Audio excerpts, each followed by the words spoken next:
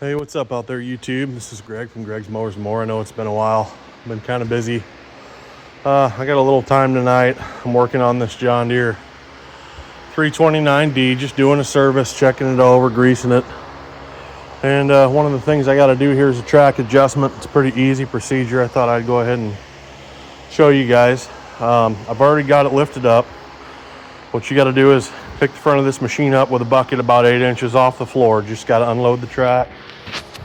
And then your track will get nice and limp, and you can check your track sag. And if you got to adjust it, there's a plate here on the side. I think they're 13 millimeter or a half inch or something like that. And then inside here you got a grease valve.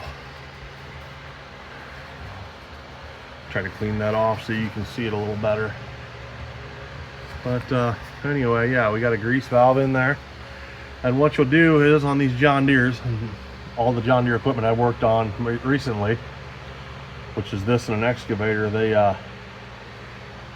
you fill that, and there's a cylinder in here that presses out on the track, and it'll tighten that track up, which this track's not in very good shape. I'm sure some of you guys are going to notice that. It's got all kinds of cuts and dings in it.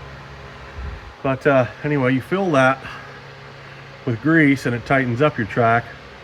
And if you fill it too full, loosen this nut and it'll let grease out, and that will that'll release the tension on the track so you can get your track sag adjustment.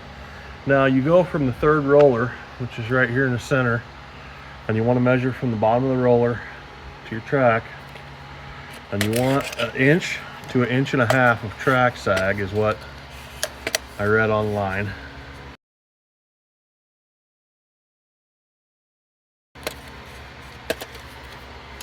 So we're going to see where we're at here. And to me that looks like we're about 1.75 to 2 inches.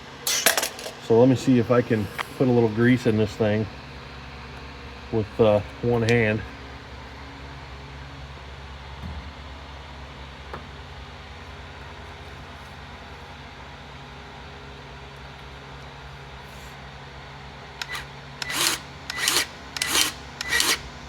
You can see the track moving there.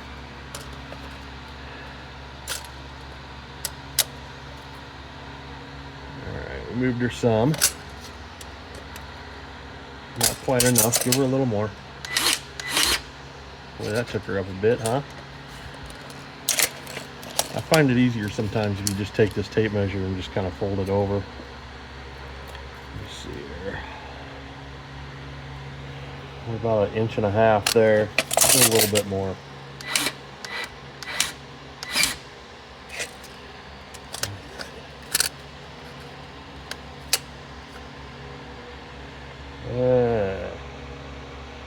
Let's go more.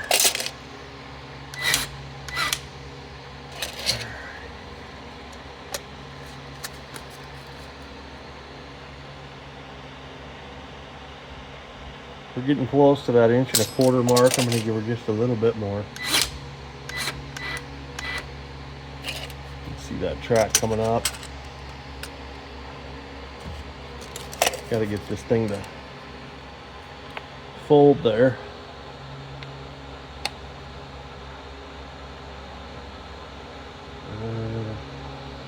Sorry, I know you can't really see what I'm doing here.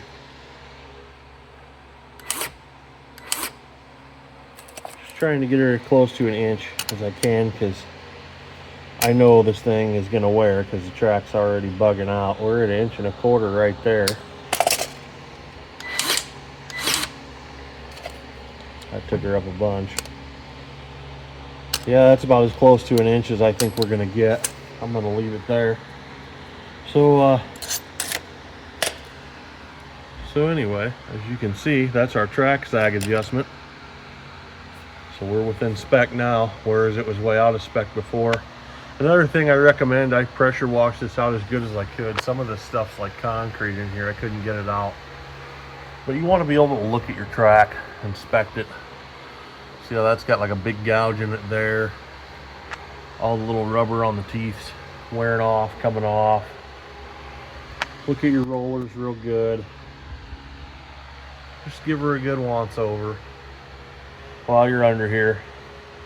And another thing, don't ever stick your hand underneath the tracks while it's up in the air like this, or get under the machine without something propping it up, because with hydraulics you never know when there's going to be a failure, and that can take your life or damage you. But anyways guys, I just wanted to stop and give you a quick little video and tell you guys that I'm still alive, still doing well, just busy and working on a lot of stuff that really I can't film too much of. This was just a quick little thing here, so I figured I could do that. So anyway, I hope you guys are doing well, and thanks for watching. I hope you enjoyed this video. If you're working on one of these machines, I hope this has helped you. Have a great day, and God bless you.